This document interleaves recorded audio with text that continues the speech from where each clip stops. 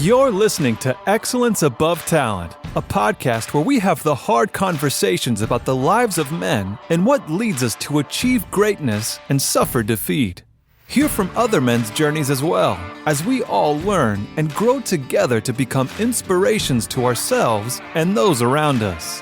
And now your host, Aaron Thomas.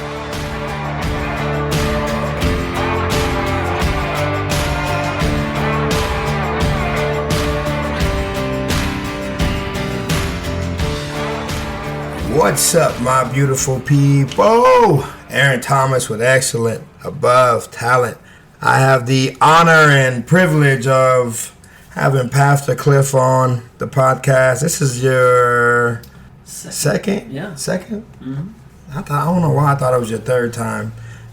So second time on the podcast. He is the lead pastor at Hope Alive Church. I am biased. And this is also my opinion.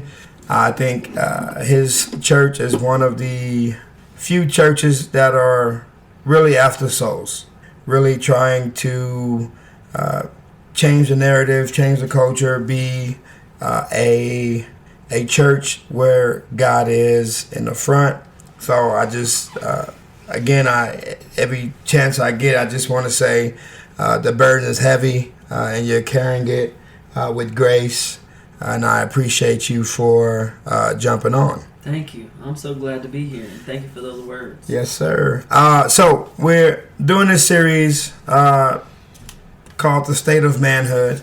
And in my first episode, I told you we're bringing people on from all forms, shapes, sizes of life, just to come in, have a conversation. Because the state of manhood, I think, is not in turmoil, but it's in a place where people need to talk about it and talk about it to where it's not in a negative way or in a negative space.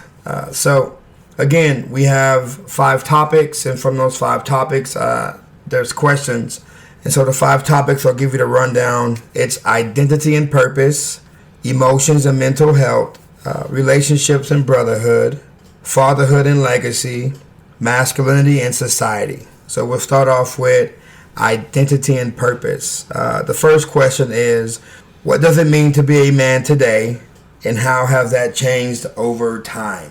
Yeah. So I think those are great topics, by the way. And being a man in today's society has a whole lot of descriptions and a whole lot of true identities, I guess. There's a lot of people who think they know what it means to be a man. There's a whole lot of men who have no male influences, so they don't really know what it means to be a man. And I think what it means to be a man in our society right now is to be someone who is aware and, in my opinion, someone who is confident in who they are. This is going to be from my perspective and my walk of life, but I think manhood is a privilege. It really is a privilege, and in our broader society, there is a skewed perspective on manhood. But I've never been ashamed of my masculinity. I've never been ashamed of my thought process, how I was wired. I tend to believe that I was made exactly who I am. And so while I think society looks at manhood with a filter and with a lens, I celebrate my identity. I'm cool with being my identity. I don't feel the need to try to change, bend, or bow being who I am as a man. Yeah, same. So how can men find purpose beyond society's focus on status and wealth? Well, society's purpose of status and wealth is something that men are kind of forced into having to answer to and think about. 100%. If you're not winning at the bank, you're not winning in our society. And this may sound a little rough to say, but there's a lot of females in feminine society that push that narrative, and I don't know what I would do if I was single right now looking in a relationship, because it's almost like a bar that a man just can't reach. I mean, an average man can't reach sometimes. And so wealth and notoriety and all that kind of stuff, I really think our purpose is deeper than that. Our purpose is what we were created to do, what we're I believe God put us on earth for that purpose, breath in our body for a purpose. I think men should find purpose in raising and helping to raise the men around them and support the men around them, and I particularly mean raise younger men, our sons, our nephews, our grandsons, our cousins. Nobody has a greater influence on the family, on the boys in your family, than the men of your family. Yeah. A greater influence to the positive and to the negative. And so finding purpose outside of those norms, I think, is important. Self goals, in your body, your physical health, your mental health, a trade. I'm thinking of somebody I know right now who's in their 60s, just went to real estate school. Yeah. Finding purpose in being able to tell yourself what you're capable of and not let society tell you what you're capable of. We got in this place, which I think is negative, because we let society give us our purpose. Gotcha. Instead of understanding our God-given purpose. I feel we're built with purpose inside of us. Correct. We're built with hormonal purpose. Yeah. We're built with social purposes. I mean, you get a group of guys together, something's going to happen. Yeah. Some kind of contest, some kind of some kind of proving, some kind of test, something. Yeah. Because purpose is inside of us. Yeah. We've got to show something. I feel like we're wired that way. Yeah. But what has society done? Put a cap on all that. Told us we're wrong. That's bad. All that kind of stuff. And it's crazy because women now are doing the same exact thing that men were told is a negative thing, and they're trying to cap us while putting them on, making them strong. I see it now more in like movies and TV shows where there's a narrative. Yeah, like I don't know if the Blue Beetle it was a Marvel, and all the women. The dude had superpowers, and he was the weakest. He was the weakest man on that show, and he had the superpowers, and the women were the ones that were courageous and going out there and willing to die.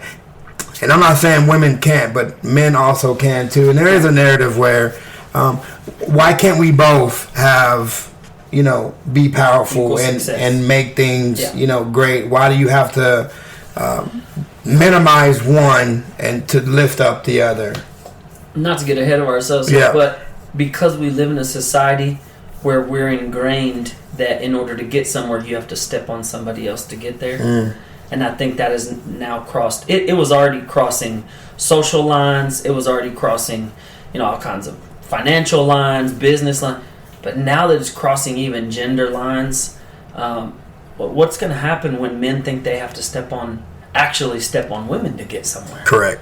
I don't think we're there. Yeah. But I think as time has told us, I remember big women's movements back in the 70s and you know what I mean? Which rightfully so. I think the women should have a voice. I think the women should be able to vote rights, for sure. All that kind of stuff. But I'm just saying, we always just teeter-totter from society is let's step on this group in order to get somewhere. Yeah. I think we're in a dangerous place of mind. And though men have that competitive winning, I gotta win, and built into us, we've apologized for that a long time.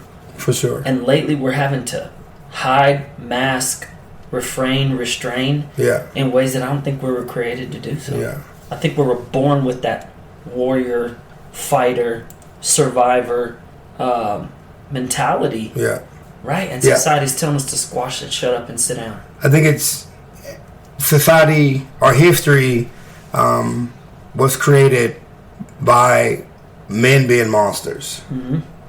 Going to war. That is not a thing that people want to do, but if they have to do it, they will do it, and they will do it to the best of their ability. And I think the aspect of, minimize the monster that you are. And I think there's a beautiful, like a seesaw. It's, you need to be a monster, we need to be a monster, and you don't need to be a monster, or you don't need to be a monster. You have to learn how to cut it off, to work with it. But I just think it's that we are, and I think history repeats itself. You're trying to diminish men, and I think at some point, just like with the women, we will begin to fight back.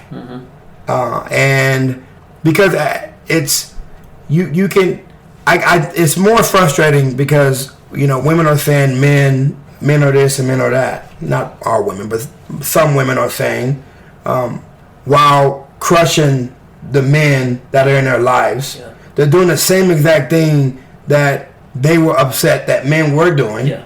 And so at some point, men are going to be like, well, I'm done trying to appease. I'm done trying to work alongside with you because you don't want to work with me. You just want to crush me. And at some point, the monsters are going to come out of like, I am not going to get crushed by you or your movement because that's how you feel.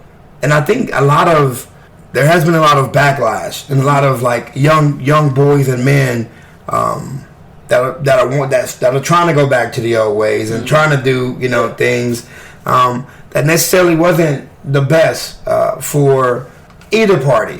Yeah, because men who are abusive or men who are just not happy, they're not happy in their lives. And so it's just one of those things that at some point I think history will repeat itself, and we as men will fight back. And I think we're built with a circuit somewhere, that a breaker that will trip for sure. And I mean, I know you saw that in the service. I know you see that. We see that in families. We see that you can back a man in a corner for so long, for sure. And something primal, something.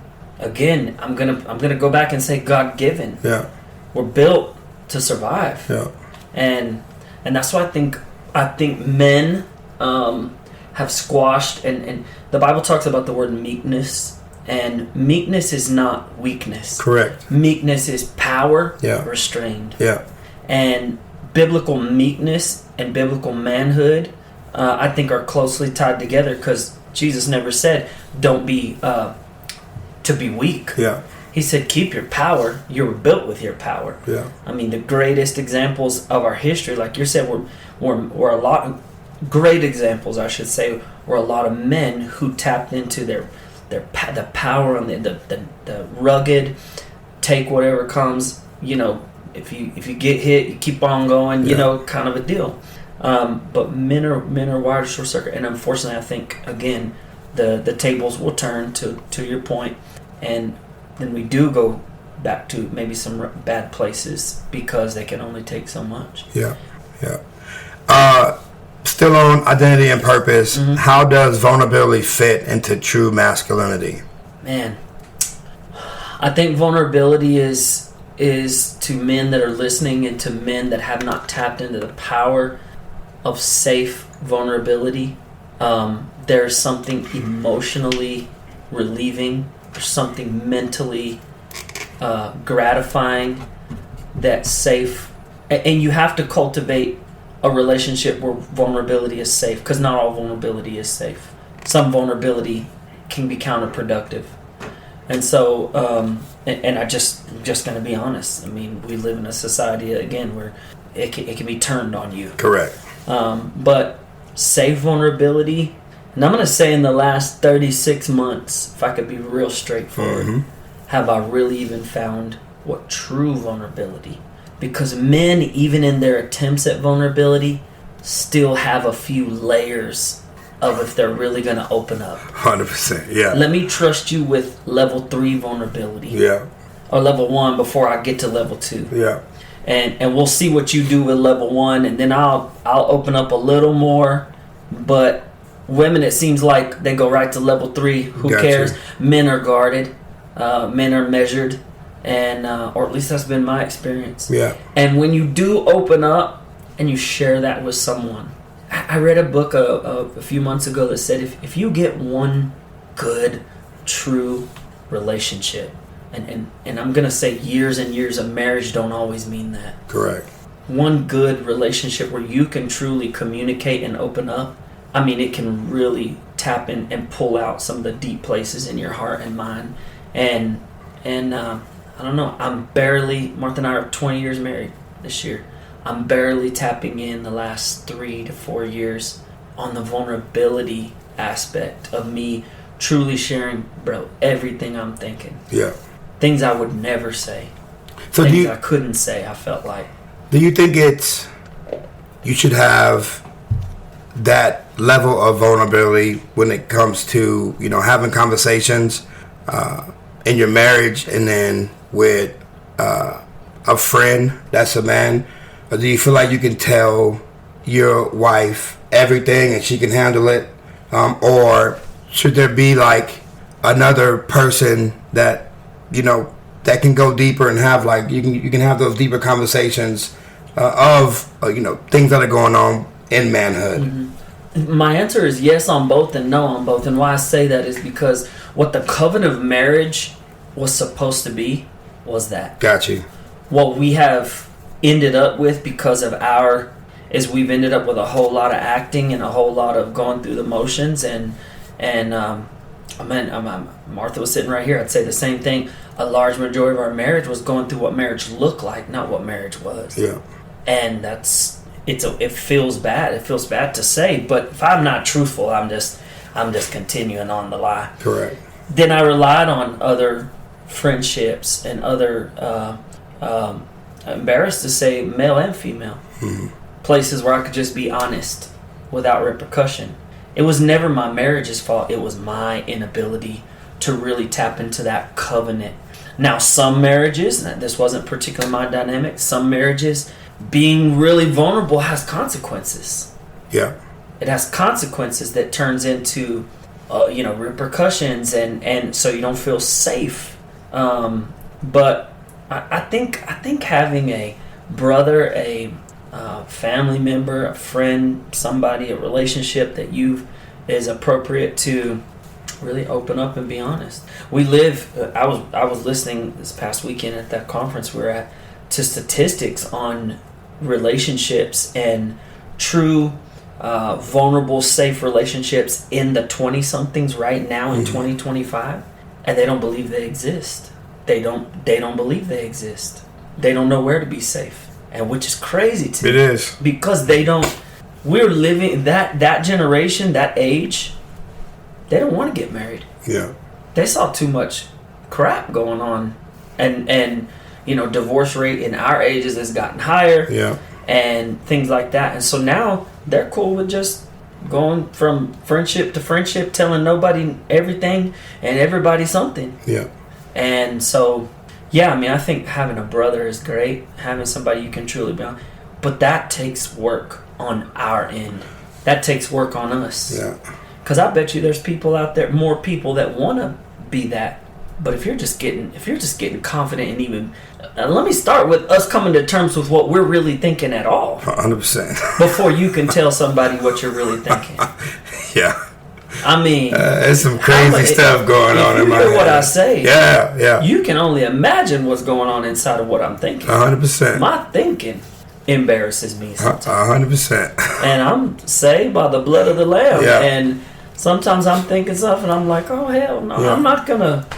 I can't, you know what I mean? Where'd that come from? Yeah. Why am I doing this? And what? Yeah. No, it's... And so coming to terms with that, then taking that step and saying, hey, crazy thing I was thinking, but golly, that's such a risk. Yeah.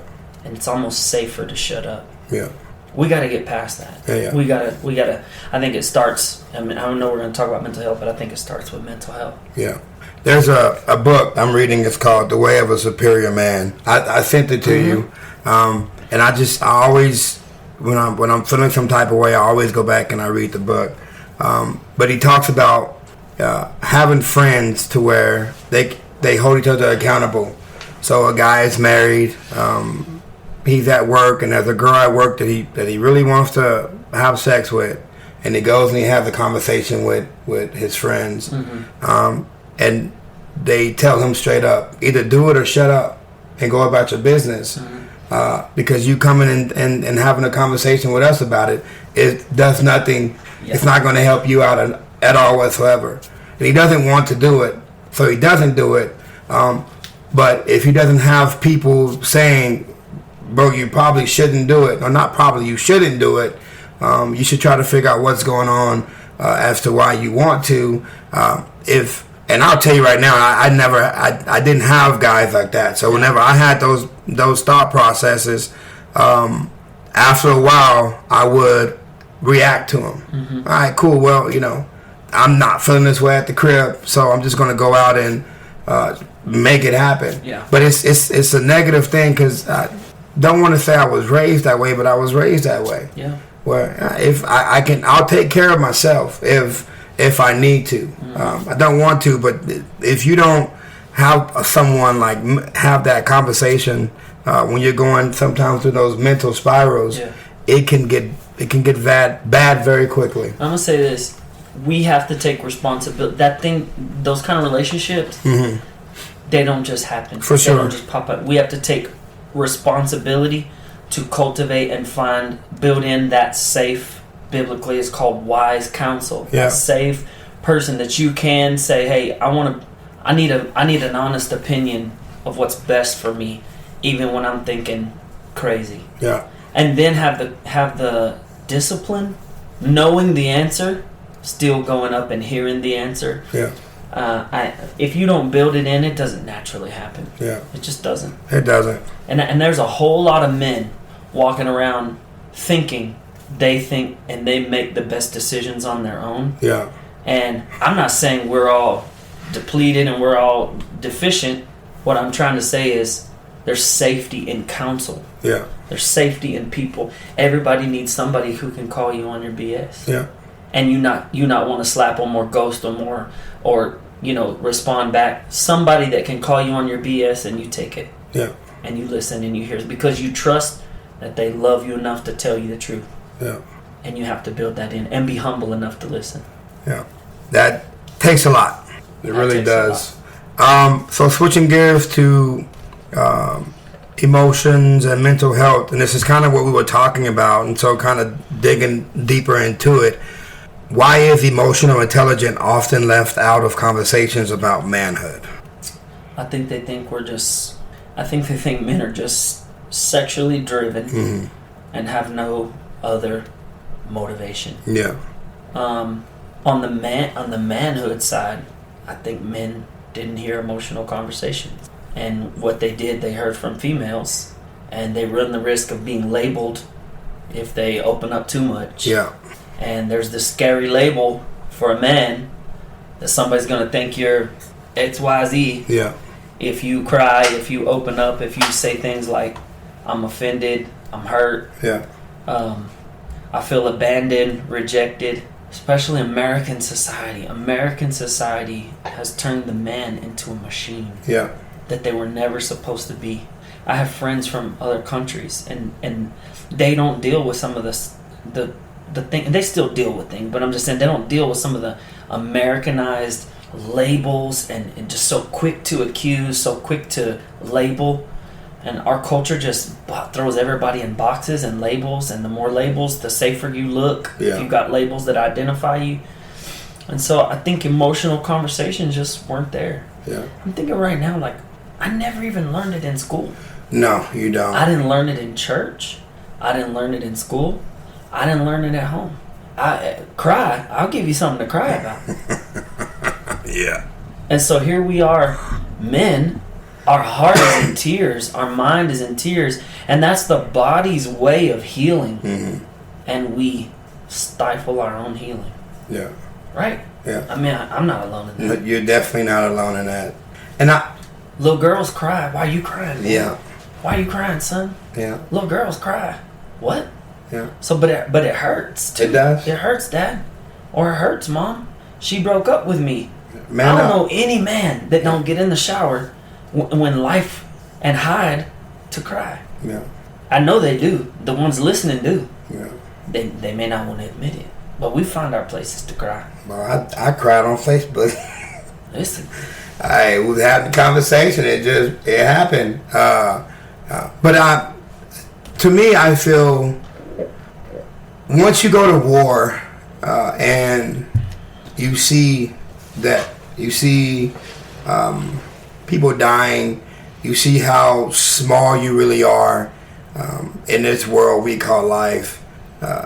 The less I care about what people say or would think about what I'm doing, because at the end of the day, it's I'm not going to be here forever, and so I'm not here to try to shy away from the things that need to be talked about or said in order to be better as men. But you have forced yourself to mature 100%. emotionally. Yeah. And I know you, I know your core values. I know you you want to be better. Yeah. You want to be the better man than you've ever seen. You want to improve, and you want to pass on something great to the next generation. Yeah. But we're a small minority compared to the boys that you're seeing in schools and at the gym or whatever. Society as a whole has really suffered in that area, and I think listeners and I think we as men need to cultivate, and maybe it's going to take men stepping up, saying, give him the ability to feel this, and teach. We do need teachers of manhood, healthy manhood. The generation before us didn't talk about it. They thought that was good. There was a generation before that was almost counterproductive. Shut up, little girls don't cry, little boys don't cry, or whatever. I think that it's a call to us as men to be able to cultivate an environment and then advocate for that individual or that person, saying, hey, he's got to feel this. Even that's a risk, because do I speak up? What do I say? Thinking of a man right now in my life going through a financial issue, lost a business. Man, he's hanging his head everywhere he goes, and he's got boys. In my opinion, he doesn't take time to heal. And he's no good to the next generation until he's good to himself. I mean, you heard me say that. And I think it's important emotionally that we learn to be confident, learn to be open, transparent, and confident. And society won't understand. And someone that doesn't care will make it. If you care about that, you'll always have something else to answer to. It's, going back to emotional intelligence. I know, and it's something that I still have to work within myself. If I come to my wife and I'm open and I'm vulnerable and I'm trying to have a conversation about how I feel, and she flips it and it becomes about what I'm not doing, and she becomes the victim. So I'll feel some type of way. Sure. And instead of, and this is the maturity aspect of me now, if I did that and you did that to me, then I'll go and I'll find someone to have that conversation with. And it always ends up with me cheating. I'll just tell you that right now. It will always end up with, there's someone that wants to listen to what I have to say. And so now it's more of a, you have to go within and kind of, okay, so, I tried to have a conversation with her, and it became about her. And so I'm going to chill for a day, then I'm going to try it again, because I need to be heard as well as she needs to be heard. And it's not fair that she's the only one that gets to be heard. But that is one of the hardest things to do, because I feel like the B word. I feel like a little, because as a man, cool. You don't want to listen. You go say out. the B word on every other episode. Don't filter it here. Don't filter it for me. I'm working on, because the kids at school tell me I cuss too much. So I'm working, because I'm not trying to get a parent call. Your parent, I'm not trying to get a parent calling me saying you cuss too much with the kids. But no, so that's what I feel like. And I don't like feeling like that. Yeah. And so back in the day, in order for me not to feel that way, I'd go and I'd chase. I need to feel like a man. And then I'd conquer, and I'd be like, yes, well, I'm still that dude. Well, let me say this. Mark and I have been doing marriage therapy for over 3 years. Every week. I mean, it started because we were having issues. It's now keeping us strengthened and conditioning our marriage for when issues arise. So now we started therapy as a response to our issues. Now we go to therapy as a protocol, a training, more of a vitamin to issues versus the antibiotic to cure an infection. Yeah. And it's been so helpful. But what I've learned is men and women are completely opposites in the way we think. We think in boxes. Yeah. And they think in spirals, like everything connected, like everything is connected. So you opening one box for her to get in, connected to something she felt years ago. Got you. And it frustrated you, so you know what I mean? We want to close the box down. Yeah. And even for somebody else, we open the box up, and that's why other things come in, sexual opportunities, emotional opportunities, you know what I'm saying? Yeah. And women think everything connected. And so while I understand it, I don't necessarily fault it. Got you. Because most women are doing it the best they can. And that's why unilaterally, most, I'm not going to say all, most women would have the same response to their own husband or their own partner. Like it would probably flip about them somehow, because somewhere connected it is about them. Yeah.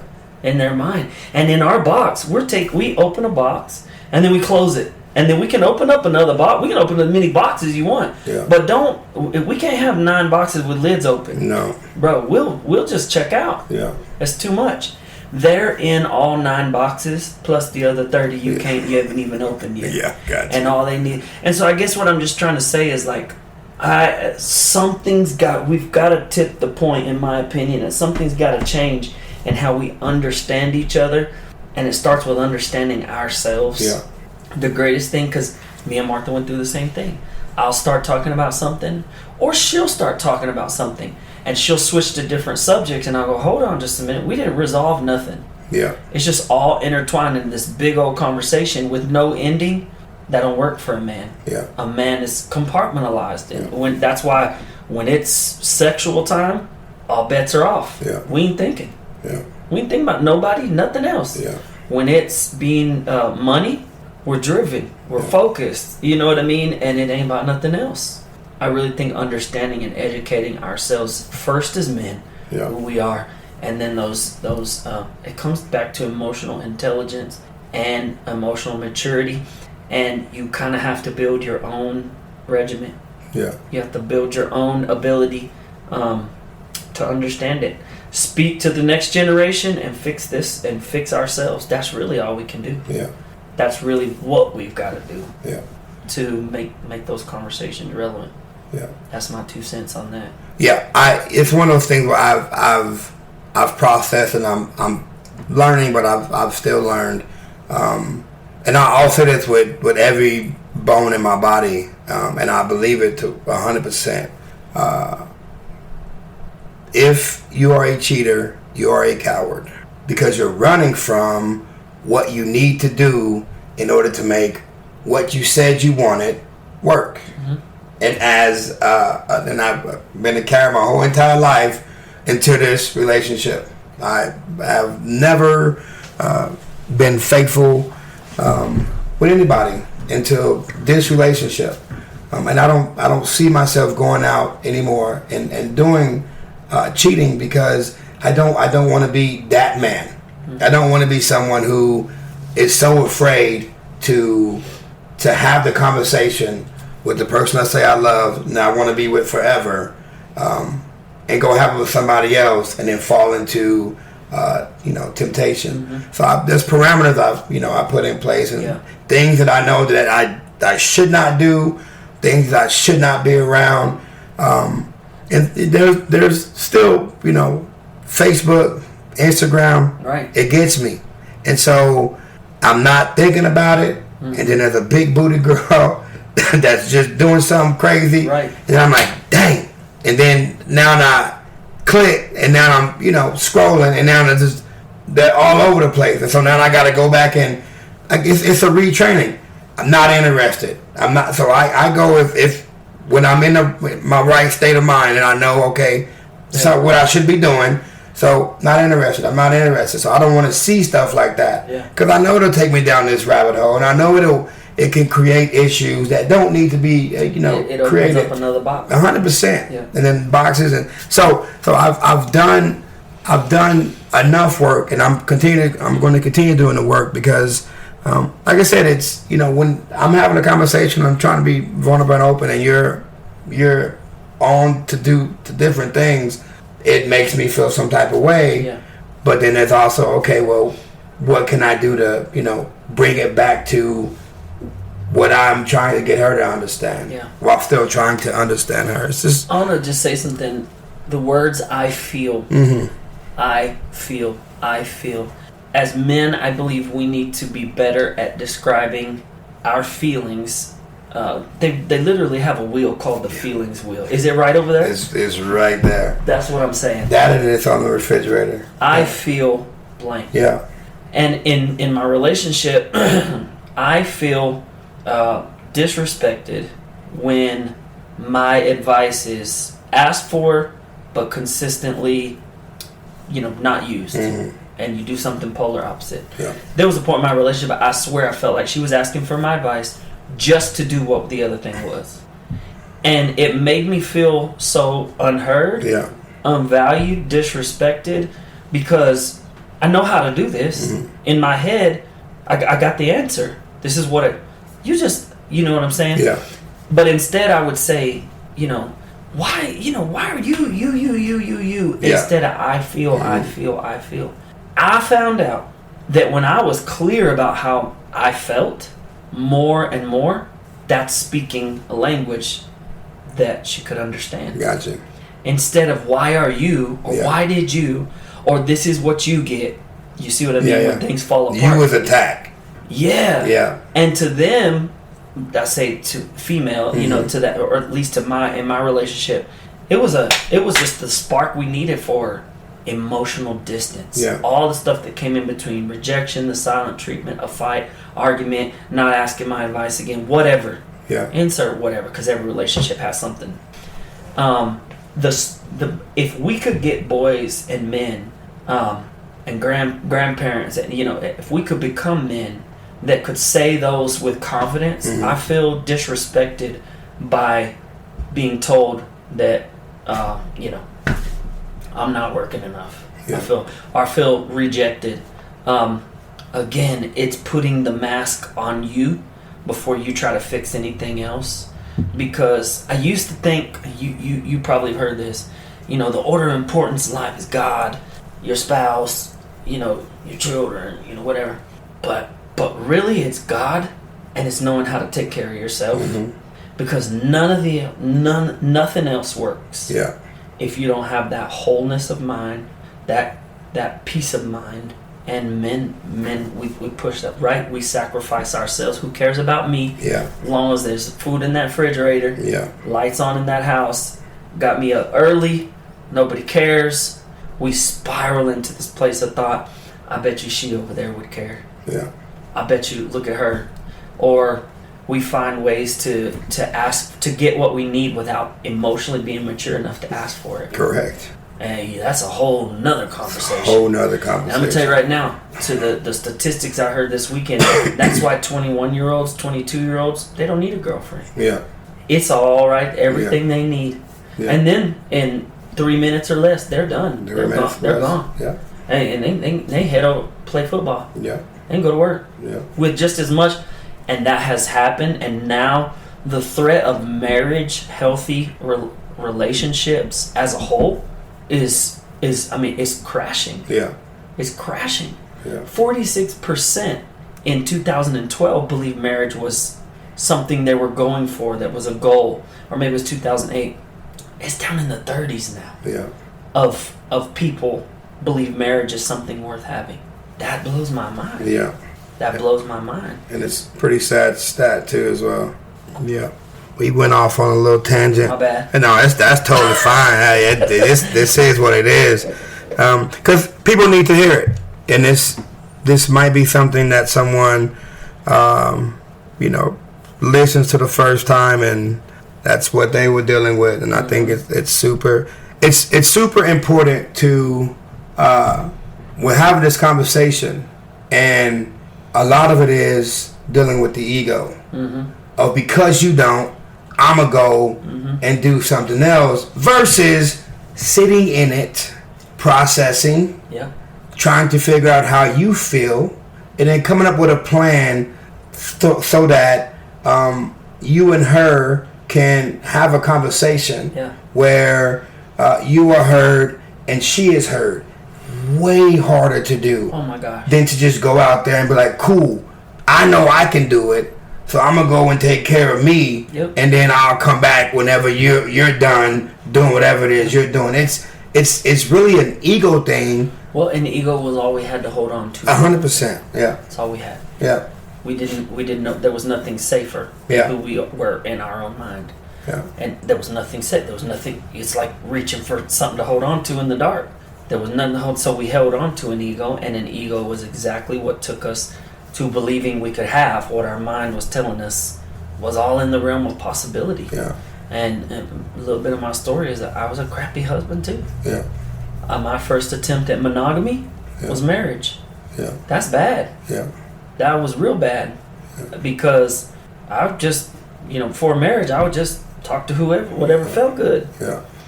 And then I get into marriage and had no respect for monogamy. Yeah. My love for you and you alone and no one else. It was, I love you too. I love you. But it's not funny, but ain't that true? That was in my first marriage. I love you too. Oh, I could love you too. Yeah.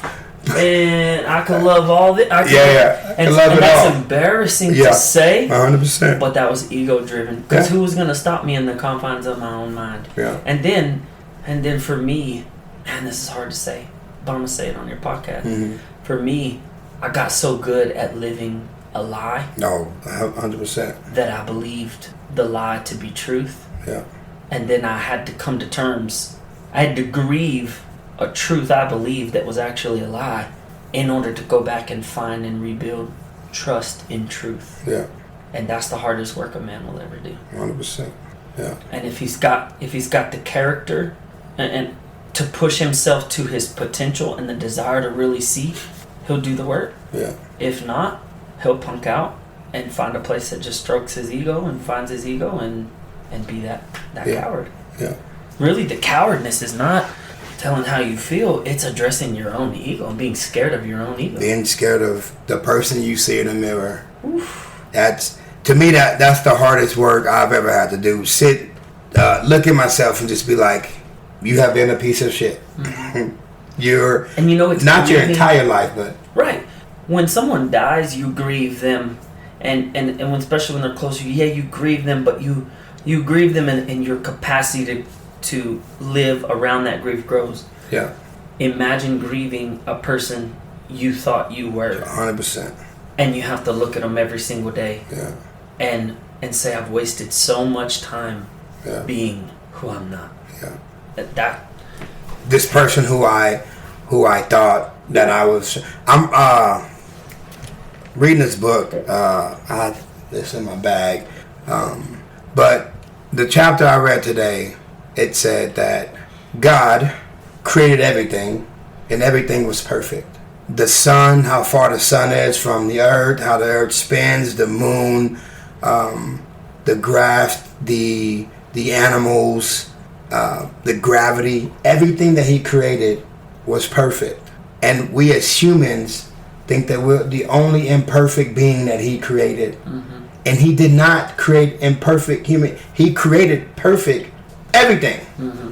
Our choices and our actions then bring the downfall of that creation. But then also mentally, we walk around saying we're not good enough. Yeah, how we see ourselves. We're not good enough when we are created in the perfect way possible. Mm-hmm. So, we are good enough.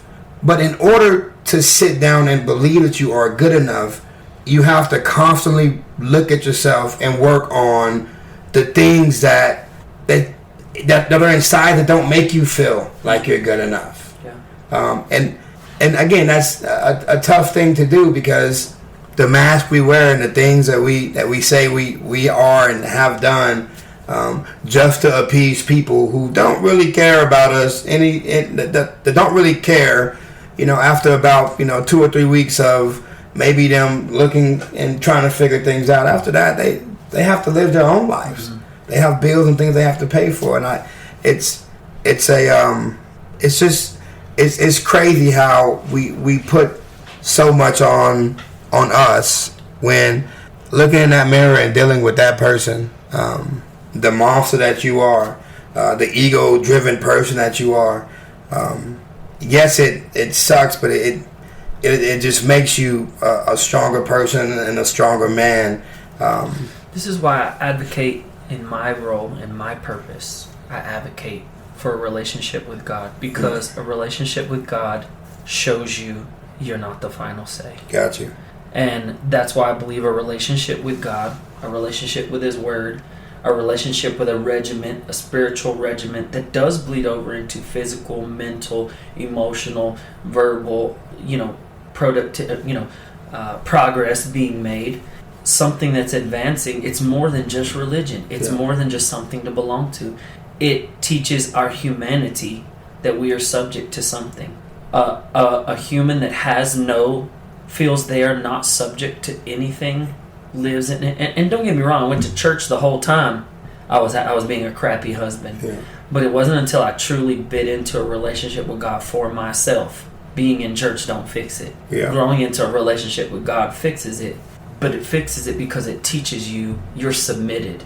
And I could go down a whole rabbit trail, but men have a problem with submission. Mm. When they say, yes, sir, I'll do it, or a boss or whatever, down deep inside, we need that built in. It's built in for a reason. It's built in His Word for a reason. Yeah. Go down a rabbit hole. Well, the Bible says that the man should love his wife like Christ loved the church. Yeah. And gave Himself for the church. By giving Himself, we don't have to go to the cross and die. We don't have to die at all. We die to ourselves for our own selfish, self-focused, self-driven. I think there's a difference between caring for yourself and investing in yourself and letting yourself always be in the driver's seat. Two different things in those opinions. But men that even when they want to, or they say they are, short of maybe some coaching relationships, they gotta have a lot of respect for you to submit to you. Yeah. I have. And there's a lot of people that I'm using air quotes, submitted to, that I just didn't respect. And down deep inside, I knew good and well I wasn't going to do nothing they were saying. I was just going through the motions. Yeah. There's a level of submission that men have to submit to. And I mean that in, we talked earlier about building in a accountability system. That's submission. Yeah. That's being able to submit to someone and say, you're right. Like, I'm going to give you, Aaron, the ability to look at my life from your vantage point, and I'm going to trust you that you're going to tell me what's best for my life. Yeah. That's submitting to a friend, a relationship that can actually speak life to them. We don't live in a society like that. Yeah. Men don't like it. They don't like being told what to do. So what does that do? That fuels the ego. Yeah. And then before you know it, you've made a crap hole of your life because nobody could tell you nothing. Yeah. I don't want to preach. I could preach for an hour on that. But then comes pride. Yeah. And then comes all these things that will have you denying your own help. Yeah. Denying people that really love you because of an ego. Yeah.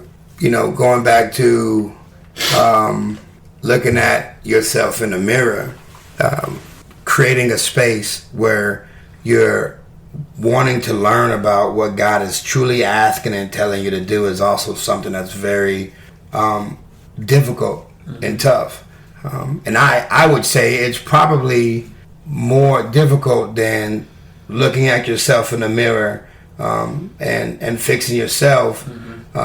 Because of what you just said, there has to be a level of submission when you're going into His Word and you're reading it and you're trying to understand it for you to make you better.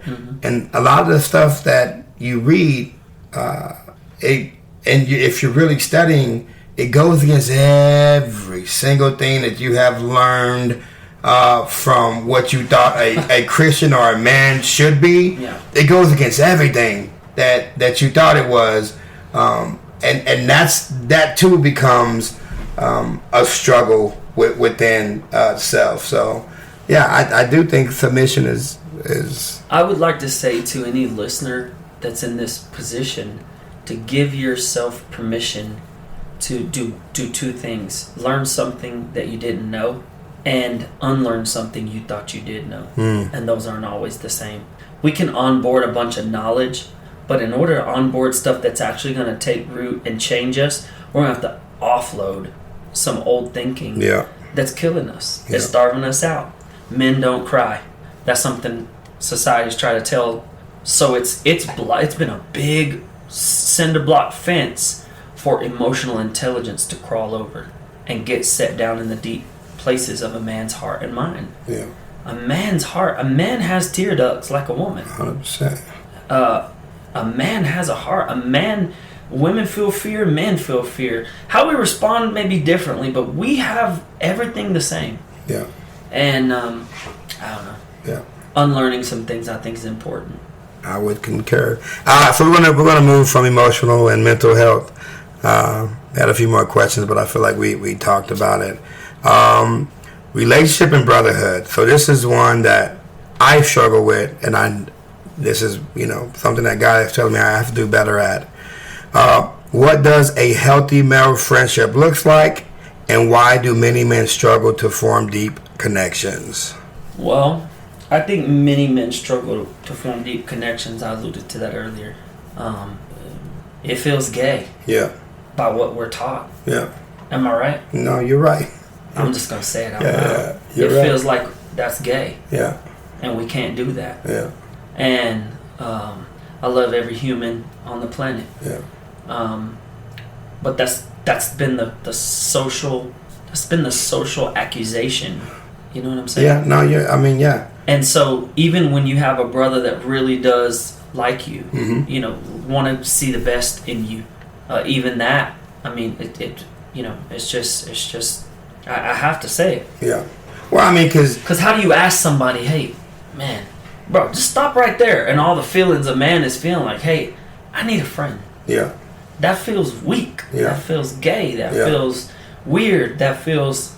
You see what I'm saying? Yeah, I do. And I really think getting past that point could tap into really true emotional wellness for men who can. But like, let's grab lunch. Yeah. Feels gay. Yeah. You know what I mean? Yeah. We got to have a business conversation, or we got to have a reason, or there's got to be a whatever. You just can't get together. You can't just get together and check in. Yeah. And I know the problem. I can't say that I have every answer for the solution, but it's definitely a problem. Yeah. I think to your first part of your question is the benefit of that. You'd probably find out that somebody else is struggling with porn. Mm-hmm. Probably they're a lot closer than you think. Yeah. And it's kind of like you got to grow both emotionally at the same time, because there can be an imbalance in that. I've experienced that.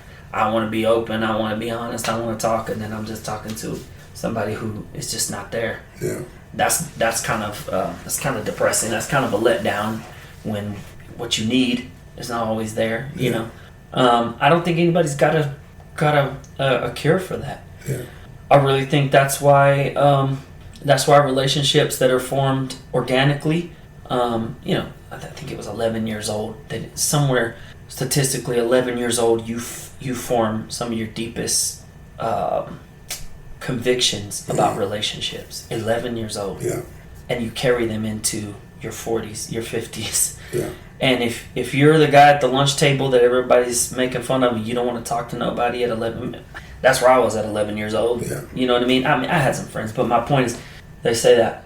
I don't know. I think if you could really tap into the strength of it, that'd be great. Not everybody, and then as men, we got to take time to see people's motives and what they believe in, and then we got to cross into, well, this is my opinion on this. Well, then there's just so many places where it's got to be real. Yeah, I got one, but it took a lot of work. Yeah, a lot of work. Yeah, and I more feel like a brotherhood and a friendship is found in a few relationships. There's some people you can talk about this with, and some people you can talk about that with. Yeah. And a la carte kind of piece it together. Got you. Yeah. Does that make sense? It does. It does. I mean, tell me how. I can talk about marriage with this guy, and we can go pretty deep, and I can talk about like life issues and kind of what's going on with this guy, and that's why I go back to that stat. If you find one, that you can just be open and honest with. I picked up the phone Sunday night, a pastor friend of mine who we just met in the last maybe 2 or 3 years, and grown a friendship, but I genuinely wanted to know how his day went, and he's got some cool things happening. He's from Amarillo. He's got some cool things happening. But I'll tell you that inside, like, I was faced with, is this weird? Am I being weird? Yeah. When I'm just a guy that's looking to have a conversation. I'm genuinely interested in how it went. Yeah. There was a point, it was just business. People do in the same business, if you will. But I truly feel like there's a friendship there. But, man, it takes work. Yeah. And then we won't even open up the conversation now. Nobody wants to work for nothing. Yeah. And relationships are work. Yeah. They're the hardest work you'll ever do. They are. So, yeah. Yeah, no, I also struggle with that too. And again, to me, it's a sign of weakness, and you have to put in work, you have to make calls, you have to text. But again, I also think it's ego-driven, and it's something that I'm working on, because what I don't want to do is, because society says that's what it is, then I'm afraid to do it, because I'll be called out, and I'll be called gay, or I'll be called this, or I'll be called that. It's one of those and then things. There's this pressure of, well, what will these friends think if I bring this friend around? Got you. Yeah. Am I right? Yeah. Or what will he think of these friends? And it's too many things we're having to try to analyze. Yeah. Navigate through to even remotely come close to being authentic. Yeah. Yeah. And I think that's the beautiful thing about life, though, and being alive. And just being human is every day you get to wake up and you get to choose, how you're going to live, why you're living. You get to like, one of my favorite subjects is math. I love solving problems, and so I'm always, man, I have this problem, so let me see, what can I do to fix it, or to find solutions. And to me, I think that's a beautiful thing, because in my head, why else am I here? Right. Because I have a mentality of, like, and I always talk about it. We're not going to be here long. We're going to die. In 40 years or 50 years, it's so quick. Mm-hmm. It comes so fast. And so, I have to make sure, like, I'm here for this reason. I'm here for a reason, because, God put me here. Because, I was going against billions of sperms, what I mean? Yeah. And I made it. Yeah. Like, that's a miracle within itself. So I'm here, so I'm constantly trying to figure out why I'm here and what can I do to, make my life better, but the people around me as well better. And live in an impactful way. 100%. Yeah. So I feel like we can change our impact. And we can affect the world with our impact. That's all we can do. Yeah. Me and you together, we can affect so many people. Yeah. And hope that the people we affected pass that on. Yeah.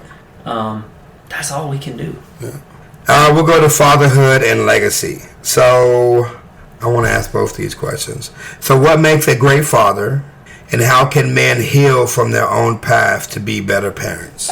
Well, father wounds, parental wounds as a whole, but father wounds especially, are deep, and they're a lot of work.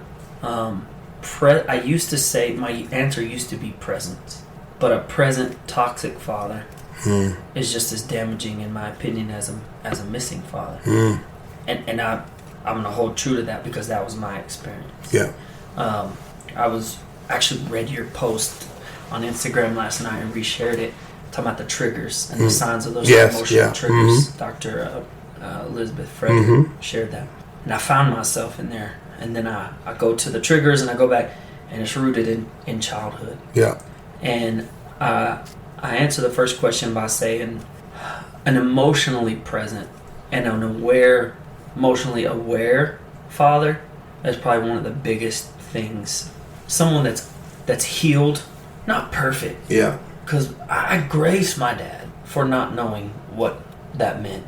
I do. I can give him grace. There was always food on the table. There wasn't always peace in the home. Gotcha. There was always lights on. I didn't go without a roof over my head, right? Yeah. But I didn't have confidence to hold my head up. Gotcha. And so I think a father who goes to who takes time to stay healthy mentally, emotionally, spiritually, physically. Something's changed in my life even since I've taken on the desire to do more physically with my body, because just existing allows, your mind's connected to all that. Yeah. I don't gotta say like you know what that feels like. So I think men that are listening and moms that are listening that encourage fathers to find emotional health. When our tooth hurts, we go to the dentist. Yeah. When our back hurts, we go to the chiropractor. Stomach ache, we run to the clinic, right? Yeah. But when our emotions and our heart hurts, we let it get, to the extreme infected. Yeah. To the point that it's rotting out our emotions.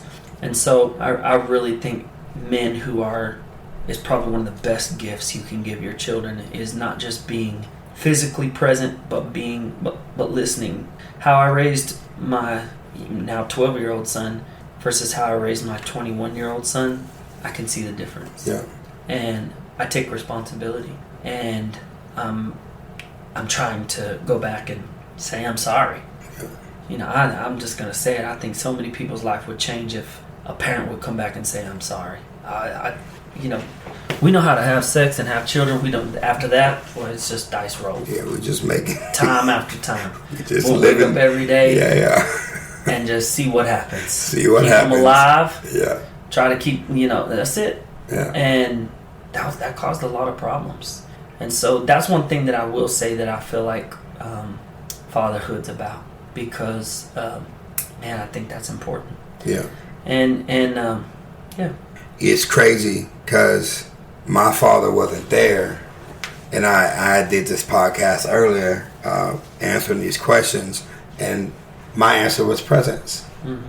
I got just having the conversations. I'm not sure if it would have been toxic, or he's not there, so it probably would have been more toxic, but his presence I felt would have helped me in learning things about life. Mm-hmm. So I thought that was I think a father being in the home is important. Got you.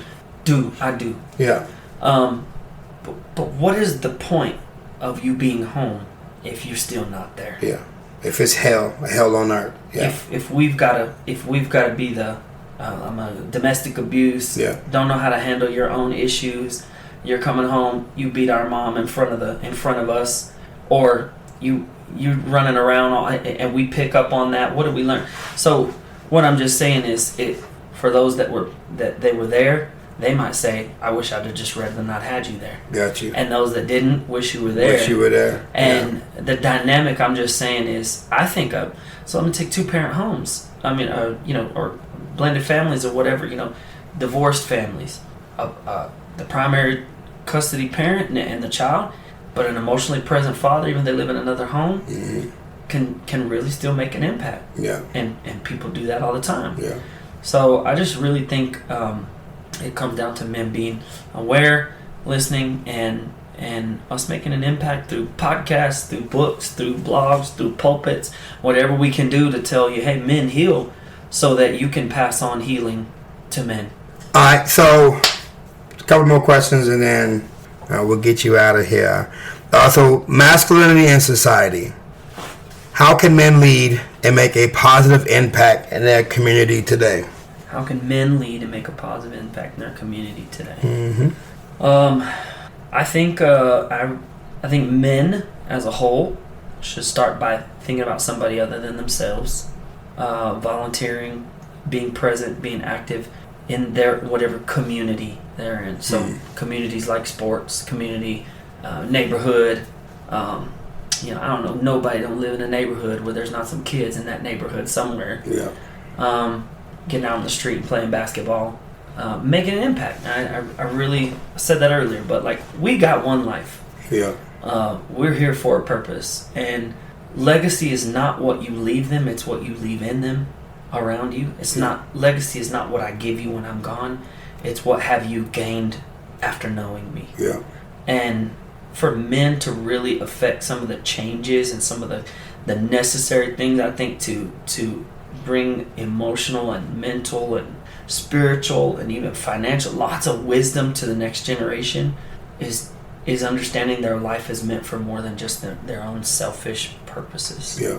And so volunteering in a school, volunteering in a, golly, there's nonprofits all over the city that needs that are help. doing stuff Yeah. that it's freaking embarrassing to say, that's predominantly staffed by women. Yeah. Because men don't want to do it, or they're too busy. Yeah. Sit up on a game for 4 or 5 hours after coming home from work. Yeah. But won't get out in the street with their own kids. You can split that. Miss me with that. Yeah. That's crazy. Yeah. And so making an impact, leaving a legacy, in churches, in schools. I believe in the church. I'm gonna say this. The church has went through some rough things. The church has done a lot of damage, but the church was the model that Christ left here. Yeah. And we don't get to change that. He didn't leave a gym. Nothing wrong with the gym. I go to the gym. I love it. Nothing wrong with the school. He didn't leave a school. He left a church. Yeah. And he said that was an answer. And though the church makes me want to scream, well, there's hypocrites. Bro, you've got bad burgers at McDonald's and still drove through at 2 a.m. a few weeks later. Yeah. They're bad people everywhere. There's hypocrites everywhere. And so that's where I'm focused. And that's where I feel like I'm called to be. But using whatever circle you're in, man, if every man could make a commitment to an hour a week of laying your own pride to the side and make a commitment to serving those around you in some capacity. I'll serve my family, serve my wife. Come on now. Yeah. No, serve somebody you don't know. Yeah. A world could be changed. A world could be changed, yeah. And that's not just a television ad statement. Like, I literally think that things could make this neighborhood right here you live in, the neighborhood I live in, a world could be changed. Yeah. Instead of get off my yard or get out of my grass or go back home, I got 15 minutes, or I can play a quick pickup game or something. Why not? Yeah. So I think that's how men can make a model of legacy. Yeah. And not be afraid. Let me say this too. Men got to stop being afraid of, though the potential of what accusations could have happen. If I let accusations stop me from everything, it will work me into a corner of nothing. Yeah, for sure. There's potential for accusations. It used to be, you don't interact with younger girls. Now it's you don't even interact with nobody. Yeah. You don't interact with nobody because anything can. And you know what? They could. And let me say it on your podcast. Somebody may accuse me something one day. That's not going to stop me from being who I'm supposed to be, because you can just call anybody anything anymore. That's got a lot of people scared from making an impact. Yeah. And I get it. It hurts, but we're not doing nothing if we let that stop us. Yeah. As you saying that a lot. Sometimes people don't know the amount of my money that I spend, trying to help out kids and organizations and things of that nature. And there are times where I get on Facebook and I'm like, hey, I'm doing this.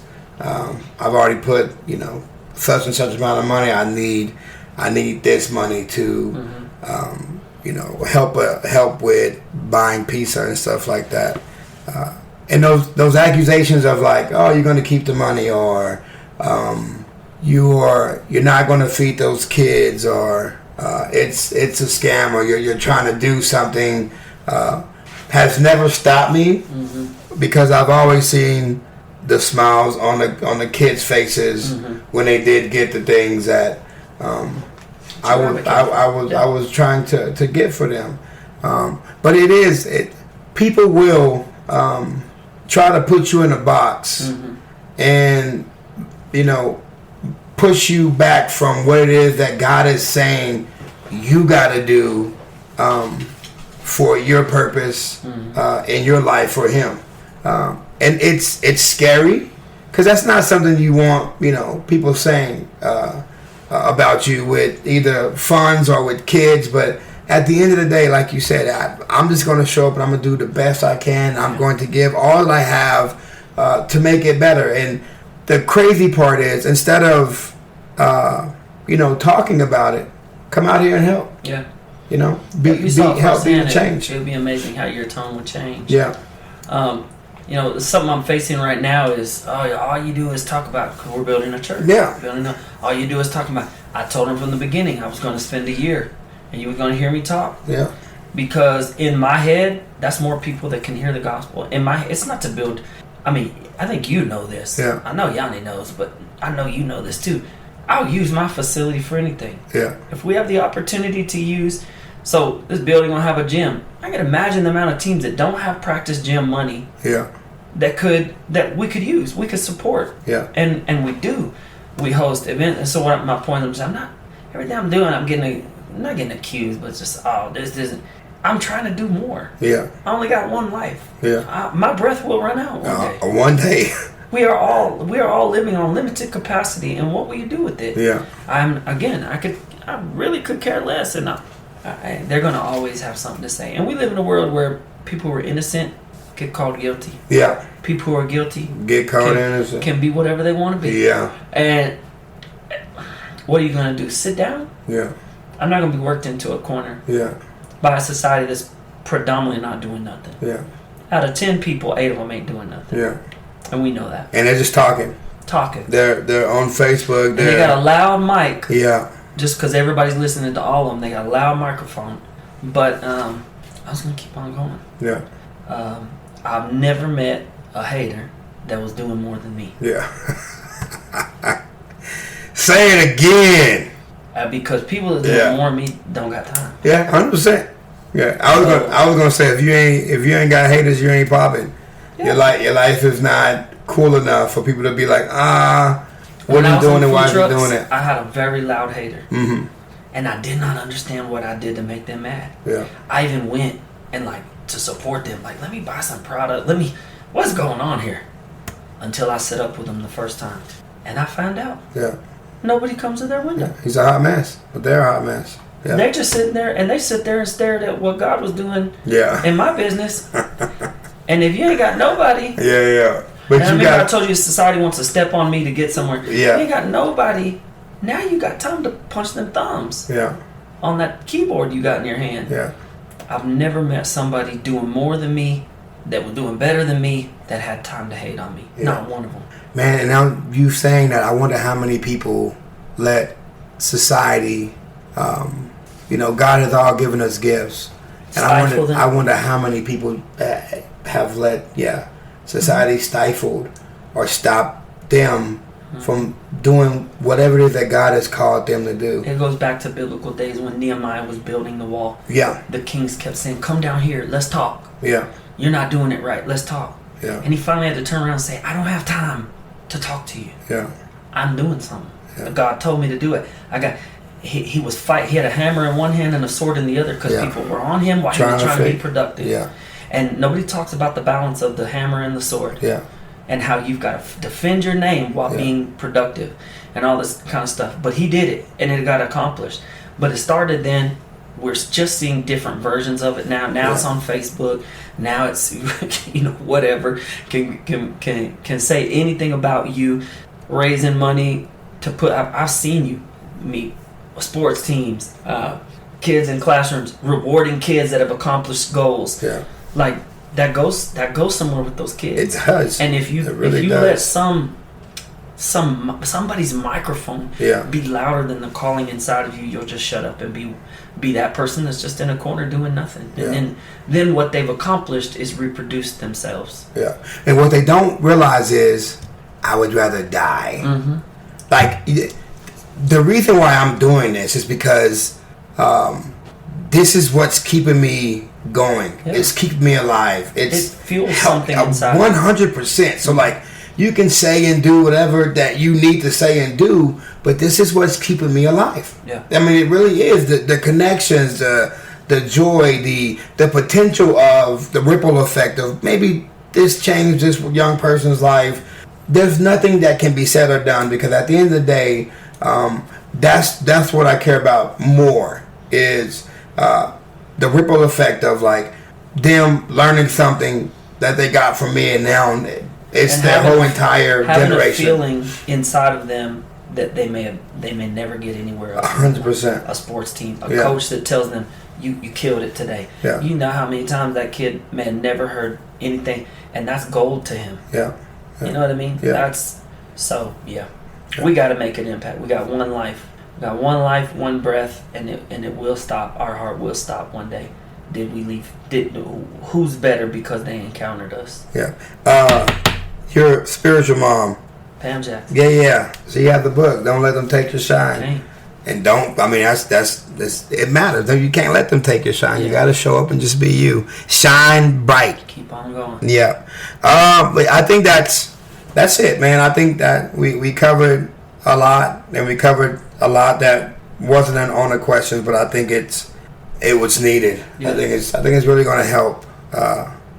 People in this process. And let me say this: I just really want to tell anybody that's listening that no matter where you've come from, what you've been through, the story of your triumph or your trauma, there's a purpose, a God-given, God-implanted purpose on every single human alive. Yeah.